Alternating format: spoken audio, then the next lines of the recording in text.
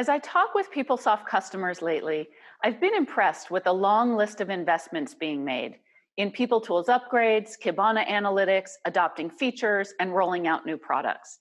And yet we've decided to focus this episode on what cloud means for PeopleSoft customers. Here's why. For more than a decade, cloud computing has been mainstream.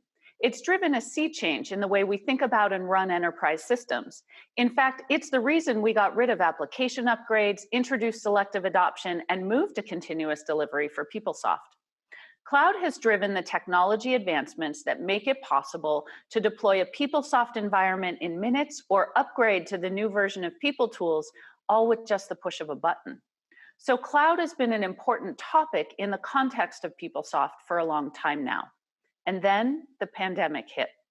For a few of you, we know it slowed things down, a systematic shelter in place. Most of you have told us that it has impacted your budgets and increased the scrutiny on the choices you're making. As stewards of the business for the organizations you work for, it's important to know all the levers you can pull, all the options available to you to run your systems.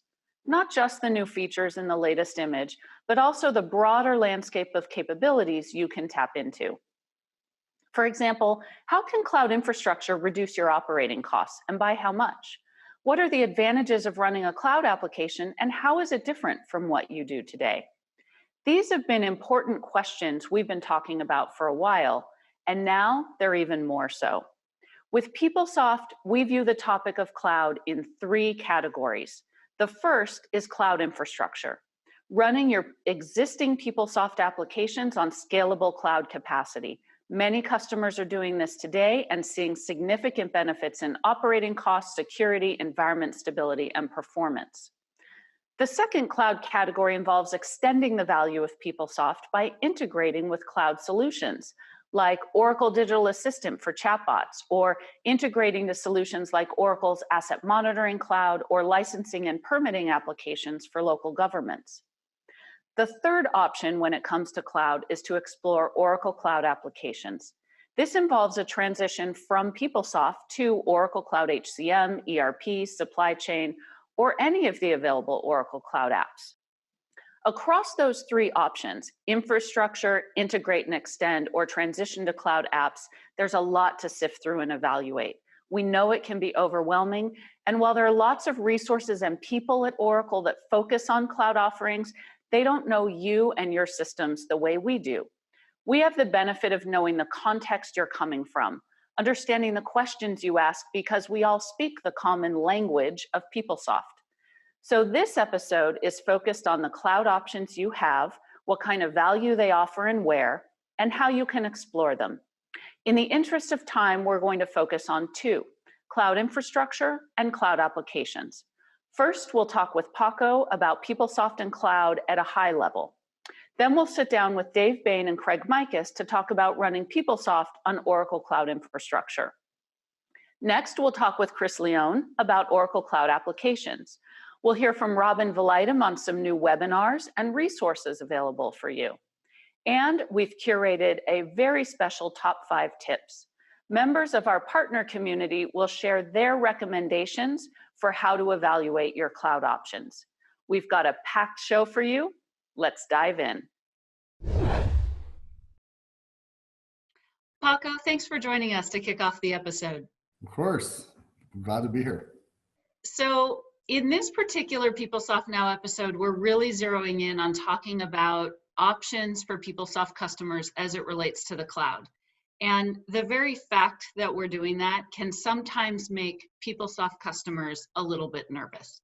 So I wanted to start by asking you, given that we're talking about that in this episode, does that mean that Oracle's done investing in PeopleSoft? No, we've been getting that question now. I guess we're in our 16th year as part of Oracle, having PeopleSoft be part of Oracle. And customers have been asking all 16 of those years, are you really continuing to invest in PeopleSoft? And as you know, yes, we're continuing to invest. And the fact that we're investing heavily in cloud that doesn't mean that we're not also investing in PeopleSoft. And one of the interesting things about that is that we're leveraging cloud investments to actually accelerate capabilities in PeopleSoft whether that's, improvements in lifecycle management that we can get by running on OCI, or whether that's leveraging like conversational capabilities with the Oracle Digital Assistant in the cloud platform technologies. The two are not mutually exclusive. And I think that's one of the things our customers have always feared, that if you're talking about cloud, then therefore you're not talking about PeopleSoft, and you're not talking about anything that helps PeopleSoft. And we know that's not true. So yes, no, the two are separate, but they converge at our customers. And so that's why it's important for, the PeopleSoft team to be talking about cloud as well. Now, perhaps related to that, so we're talking about Oracle Cloud Infrastructure, we're talking about Oracle Cloud Applications. Is Oracle going to force PeopleSoft customers to start running PeopleSoft in Oracle Cloud Infrastructure, or force customers to move to an Oracle Cloud application? No, and that's another one of those things that we made a commitment quite a long time ago, back in 2006, that we were gonna invest in kind of multiple paths for customers, and ultimately it was gonna be customer's choice what they do. It was always the customer's choice. It always is the customer's choice. So really, what our strategy is an acknowledgement that it will continue to be the customer's choice. It's our job to make all those paths good choices and viable choices for our customers. That said, I do think that the value associated with solutions on the cloud, whether that's running PeopleSoft on OCI or whether that's moving to our cloud applications from PeopleSoft, will continue to grow and will continue to be very compelling, which is why we've seen so much adoption of cloud within the PeopleSoft base, again, across whether it's OCI or platform services or Oracle cloud applications. The cost advantages, the accelerated deployment of technologies that are compelling. There's a lot of reasons that customers have moved to cloud or adopted cloud technologies within PeopleSoft. None of them is that we forced them to do so, and we're not going to force them to do so in the future. So you've touched on a little bit of this already, but is there anything in particular that you think really captures why PeopleSoft customers should be exploring their cloud options right now? Yeah, I mean, we could probably spend an hour talking just about that, but just to, I think the summary level for that is that, number one, anytime you're talking about enterprise technology in general, but in particular enterprise technology, it's always been important to stay modern, if you will, right? And if you look at the move to client server to web architecture, right? I mean, we've always had customers that wanted to not make those technology moves, and in the end, they do, because this industry continues to evolve and invest kind of at the tip, if you will. That said, if going back to the previous question you asked as a way to kind of identify this, is that the value associated with adopting cloud is so significant that it's gonna be very hard for customers not to do that. And we've seen that with the ramp up in adoption of PeopleSoft customers running on OCI. They're able to reduce their costs significantly. They're able to increase their responsiveness and the agility they have in terms of adding capacity, reducing capacity, expanding, providing new environments, accelerating projects. So the value is so great that the customers will adopt, will continue to adopt it. And on the cloud application side, it is another one of those tectonic shifts in enterprise technology and enterprise applications. There's a lot of reasons why that delivery model is advantageous to consumers of enterprise technology, right? Just the fact that the software provider is responsible for running the software and patching the software, and making sure it scales, and making sure the security vulnerabilities are addressed, and making sure that the software is secure in general, and the responsibility of being responsive to customers, not through customization. Those are all very compelling aspects of cloud applications. And so even with cloud applications, we do believe that over time, more and more of our customers will move to them. But it will always be the customer choice, and it's part of our job, my job, as you know, to provide as much value as possible to those customers who are still on PeopleSoft, whether they're using cloud or not, to those that are continuing to run PeopleSoft to get value out of that and to be able to improve their businesses running on PeopleSoft. Absolutely. And to provide choice, like you said. Yeah. Paco, thank you. Sure. Now, stay tuned. We're going to talk about your Oracle Cloud Infrastructure options with Dave and Craig.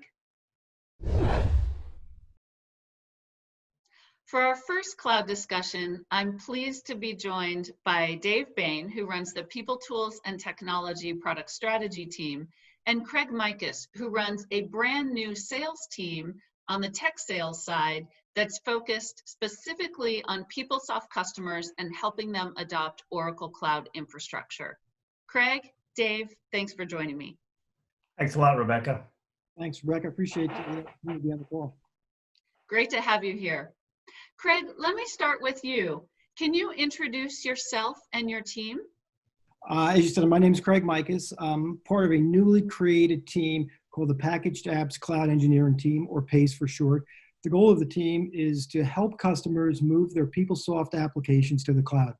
I've been with Oracle now for about 20 plus years. I actually started on the application side of the business, moved to the technology about 10 years ago. And our team is really focused on working with our PeopleSoft customers and moving them to the cloud.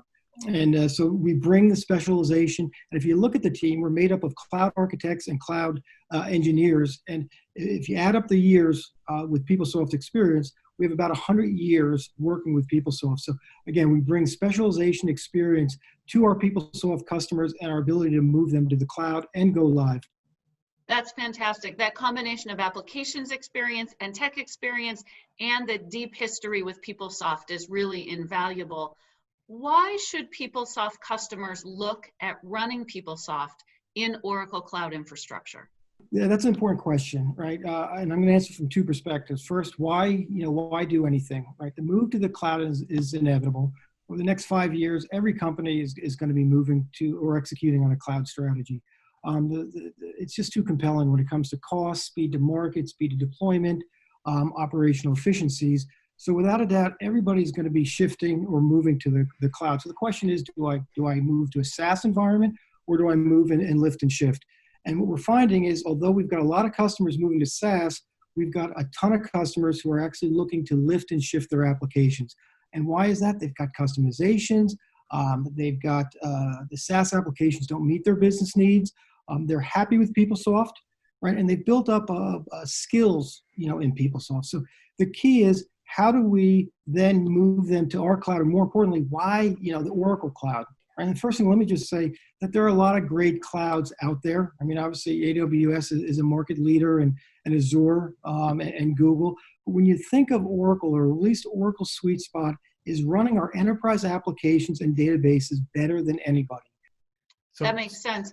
Oh yeah, Dave, go ahead. And in particular, I wanted to get your thoughts on lifecycle management as well. Yeah. So what I would add to that is when I talk to the customers that have moved to the cloud, excuse me, there's a couple of themes that I hear from each one of them, and that is that they're achieving lower costs and they're getting higher performance just across the board. Those are the two metrics that really stand out above anything else. Just want to put a plug in real quick for PeopleSoft Cloud Manager, right? I know that we're not going to spend a lot of time talking about that in this session, but we do have PeopleSoft Cloud Manager that runs only on OCI. The reason that we keep it only on OCI is so that we can focus it specifically on the features of the Oracle Cloud and the Oracle infrastructure and the Oracle database, and take advantage of those features and provide those in automated ways to the customers. To get to your point about lifecycle management, we are spending a lot of time on automating our lifecycle management and making that easier. And when we talk about the automation, we have the PeopleSoft Cloud Manager for as the tool that we're doing the automation with. So more and more, as we look at improving our lifecycle process, we are looking at what we can do in the PeopleSoft Cloud Manager to take that and automate it. Yeah, PeopleSoft Cloud Manager is a really important capability. It's an application that people use to run PeopleSoft in Oracle Cloud Infrastructure and to tap into the life cycle, the cost savings, and the benefits that Craig, you and Dave were talking about. Craig, let me ask, who is using Oracle Cloud Infrastructure today? What kind of PeopleSoft customers are taking advantage of it? We've got over 200 customers running worldwide PeopleSoft on, on OCI. Companies on all industries: healthcare, higher ed, retail, manufacturing, public sector. The state of Texas comes to mind, one of our key references, running 136,000 users running their financials and HCM, processing over 200 billion annually. They're running on PeopleSoft, on OCI. As far as healthcare, we've got Baylor Scott & White running the financials and supply chain. We've got a major grocery firm that's currently implementing PeopleSoft and OCI right now, and we've got just tons and tons more customers that are running on it. And I think it's important to understand too how and what they're using OCI for. A lot of them are using the full-blown production environments, but some are just running dev test in the cloud. We just signed a big deal where a customer is running PeopleSoft on premise, but they're running their DR environment, disaster recovery. We also have customers that if they are moving to SaaS, they've got to do something with the data from a governance perspective. So we've got customers that are doing application archiving, moving it and storing it in the cloud. So we've got tons of customers using multiple different use cases in terms of running PeopleSoft in the cloud. Dave, let me start with you by asking, what kinds of resources are available to PeopleSoft customers that want to explore Oracle Cloud Infrastructure? So that's, glad you asked that. Just last week, we happened to drop a new set of Spotlight video series that's specifically targeted to PeopleSoft Cloud Manager. There's actually 5 videos out there. Anybody who wants to get the details of Cloud Manager, it's a great place to go. You can find that, of course, on PeopleSoftInfo.com. There's links to the Spotlight series there. There's also a journey to the cloud on PeopleSoftInfo.com if you haven't seen that. And it talks about the stages. I think Craig was mentioning it a little bit earlier. The stages of migrating to the cloud, how some are interested in just replatforming and provisioning their existing PeopleSoft environments to the cloud. There's information on that all the way up into the SaaS applications. And if you wanted to get more information about the SaaS applications. So that's a great place to start. Of course, the innovators also, you can read some of the stories that we were talking about here. Those are also out on PeopleSoftInfo.com. Craig, your team in and of itself is a resource to our customers. Anything additional that you would highlight in terms of how customers can engage if they want to learn more? I would say reach out to your tech reps and pull us in. As you said, we were created specifically to help our customers move PeopleSoft to the cloud, and we work real closely with all partners. So between my team and partners, we're happy to help in any way we can. We have a wonderful ecosystem, and I think it's a great opportunity for our customers. Craig, Dave, thanks so much for joining us. Thank you. Thanks a lot.